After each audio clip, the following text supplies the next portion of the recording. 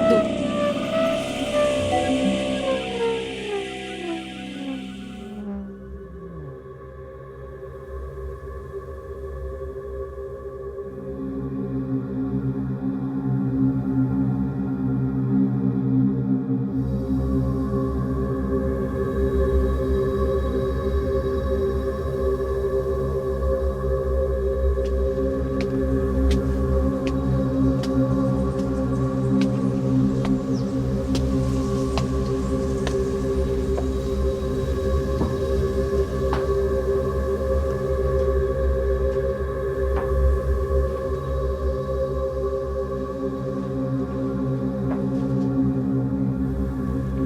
Paysage céleste, c'est le travail qui est pour moi cette synthèse, hein, quand on arrive, non pas en fin de parcours, mais un petit peu en fin de vie, parce que les choses s'annoncent que je le veuille ou pas.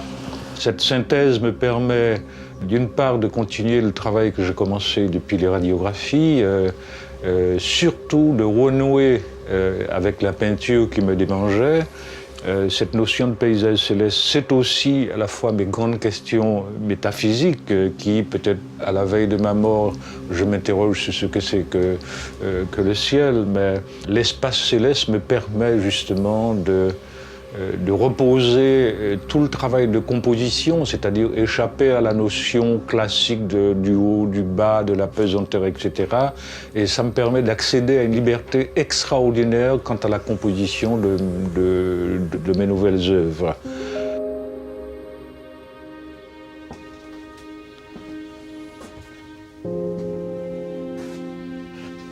Glissant disait souvent je n'aime pas les frontières, mais le plaisir de les franchir est une chose extraordinaire. Et je crois que aussi le franchissement de cette limite imposée par la tradition de l'art occidental, eh bien, les franchir sans le détruire est pour moi quelque chose d'extraordinaire, c'est-à-dire cette espèce de prolongement.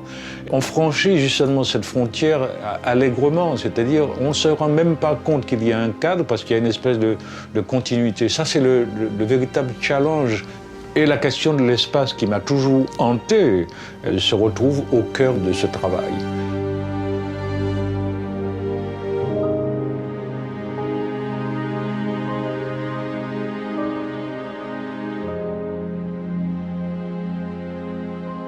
Alors, les objets, c'est un petit peu comme pour les cadres. Au départ, il est ce qu'il est, et je crois lui apporter une force, une dimension poétique qui n'est pas sans humour. Il y a un humour entre cette espèce de gardien de cette magnifique femme. Il y a une relation qui se crée. Alors souvent, elle est plastique, mais en même temps, du point de vue du sens à construire, il y a quelque chose que je travaille là aussi dans ces différents objets. C'est différent du personnage que je semble être, mais je m'amuse beaucoup quand je travaille aussi dans l'atelier. Cet humour, et pour moi, elle fait partie prenante de ce travail. Mon travail a perdu de cette gravité qu'elle avait avec les radiographies, avec les questions de la mort, et en abordant la question du vivant, il se pose pour moi aujourd'hui comment réenchanter le monde aussi, parce qu'on est dans un monde pessimiste, un monde qui est dur et qui est triste. Réenchanter ce monde me semble une mission de l'artiste aujourd'hui, et je crois que je me cantonne autour de ces questions-là aussi dans ce travail.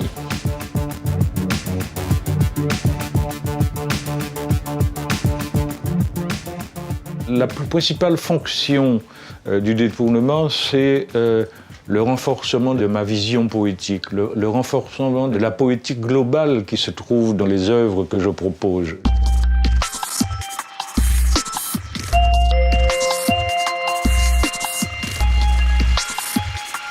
Il y a une espèce de globalité, mais quand on regarde dans cette globalité, il y a plusieurs petites scènes qui sont là, qui quelque part à la fois font partie prenante, mais qui peuvent être lues différemment. L'expérience esthétique, l'expérience du regard se fait tout à fait autrement. C'est-à-dire qu'il faut se déconditionner, se débarrasser en réalité de toute cette vieille tradition du regard pour pouvoir accéder au travail que je présente aujourd'hui. Pour moi, ça c'est vraiment très important.